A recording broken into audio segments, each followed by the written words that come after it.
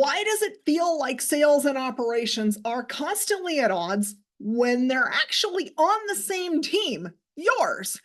And here's the answer: competing priorities. Welcome back to Revenue Remix, a podcast from Rise of Us, where we take a fresh spin on driving revenue growth, hosted by Summer Paletti, a fractional CRO who works with business owners and leaders who feel held back by outdated systems.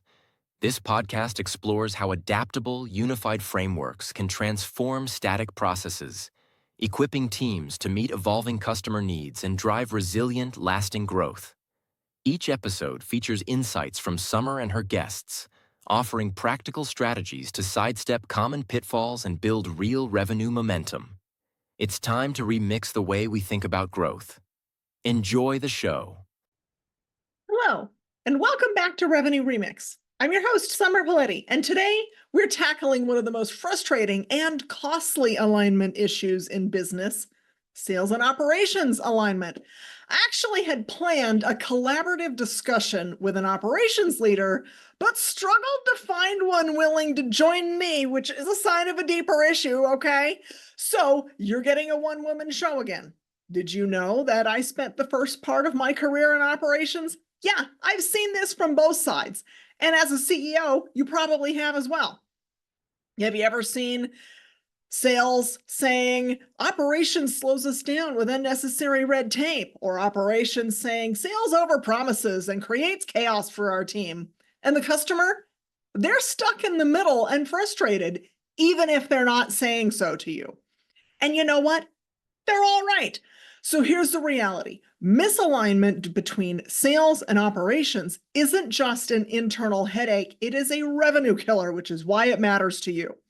Companies with strong alignment between revenue teams grow 19% faster and are 15% more profitable. When sales and ops don't align, deals get stuck, onboarding is slow, and customers churn before they even see value. If any of this sounds familiar, you're in the right place. In today's episode, I'm breaking down why sales and operations struggle to align, the biggest hidden barriers slowing deals down, and what you as the CEO can do to fix it starting today. So get your popcorn and let's go. Let's start with a question. Why does it feel like sales and operations are constantly at odds when they're actually on the same team, yours? And here's the answer: competing priorities. Sales' job is to close deals, hit revenue targets, and move fast. Operations' job: deliver efficiently, consistently, reduce risk, maintain order.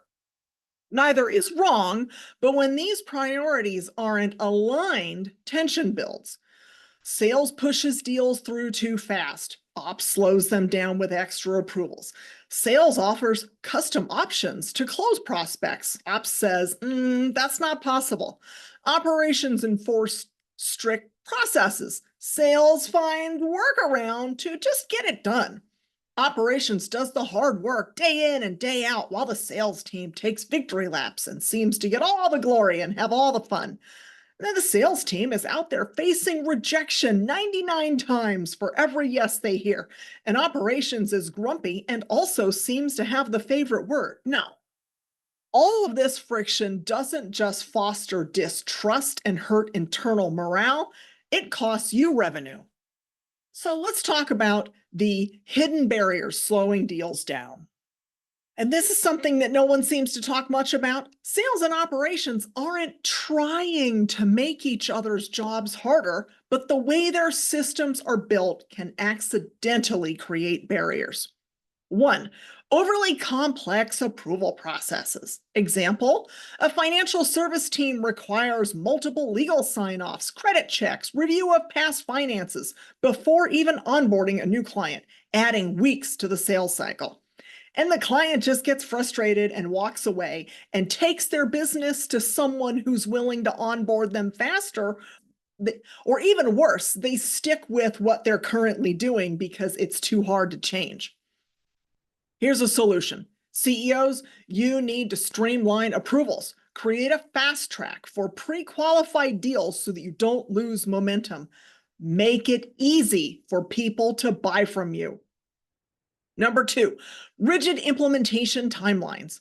Here's an example. A SaaS company with a 5-step onboarding process, lots of paperwork for the client to sign, and a strict no mid-quarter implementation, delaying product access for new customers. Some clients churn even before they sign up. They leave during implementation, or once again, they decide it's just easier to stick with the status quo. Here's your solution. Audit onboarding. Where can processes be optimized to get customers to value faster without sacrificing quality? Can you add an optional service level for expedited or mid-quarter starts? Here's another hint. Sometimes if the service is optional, and by optional, I mean it costs some money, suddenly the client isn't so gung-ho on starting right now. They realize that they can wait a little bit. Number 3, misalignment between sales promises and operational reality. As a former operations leader, I can tell you that this was probably the biggest one for me. Sales closes a deal on a 30-day delivery timeline, but we need 60 days. So who's going to tell them that? Because the client comes in expecting one thing, the reality is another thing. And now we either have to give bad news to a brand new client, or we have to work on the weekends. So your solution is set realistic expectations. Sales should not be promising anything without pre-approved delivery timelines. And also, operations can probably find some wiggle room where their timelines don't have to be so strict. As the CEO, you cannot afford these disconnects. You need processes that drive speed and efficiency. Here's a 4th one that we don't really have time to get into today, but it's always there in the background.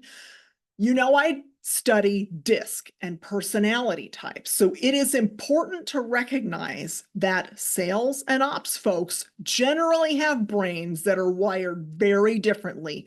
Miscommunication is almost in their DNA, and you have to work very intentionally to understand the perspective of the other person and understand how you can communicate best with them.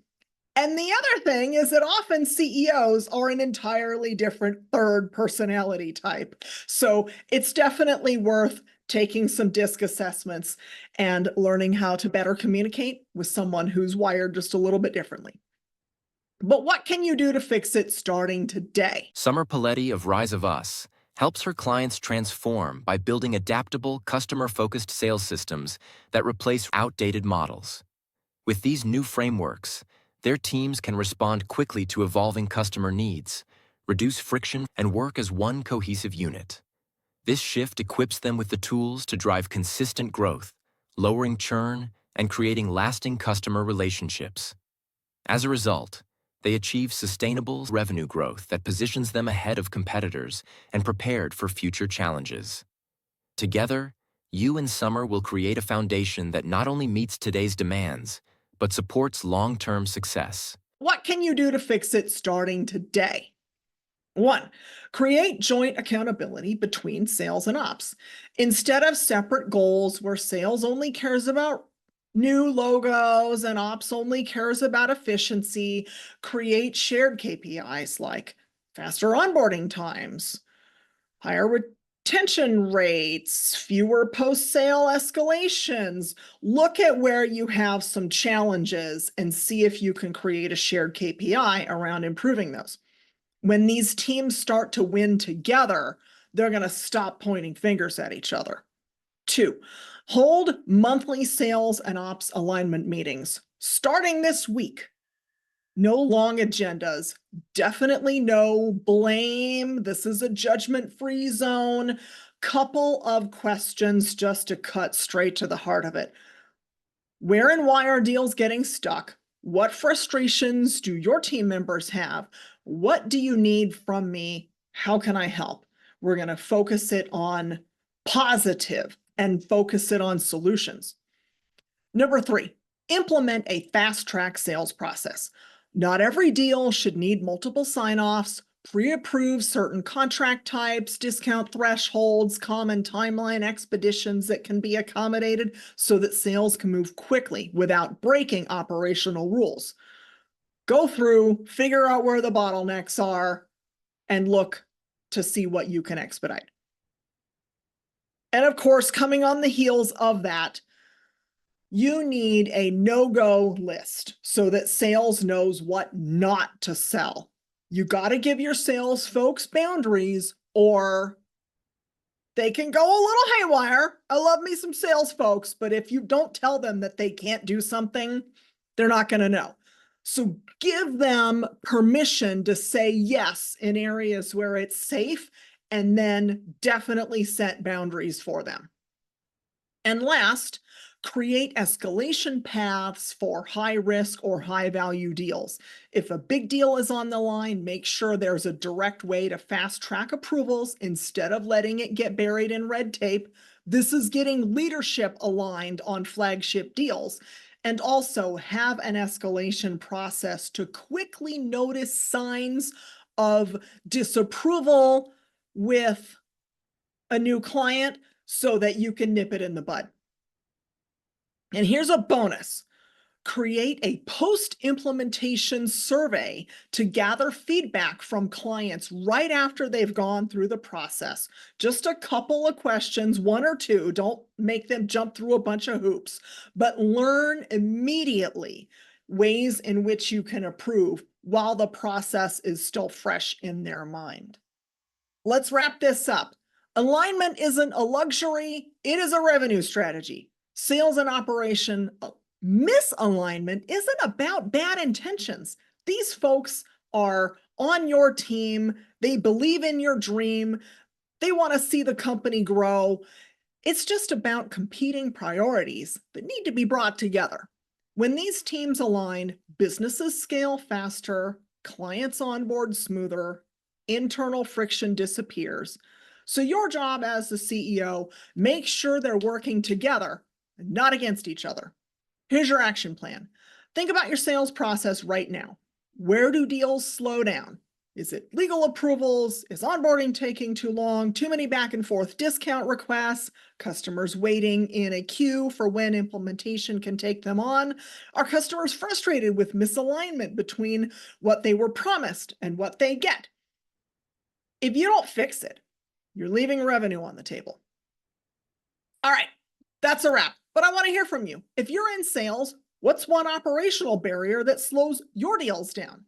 If you're in operations, what's one sales behavior that makes your job harder? And if you're the CEO, how often do you hear these teams blaming each other? And what are you going to do to fix it?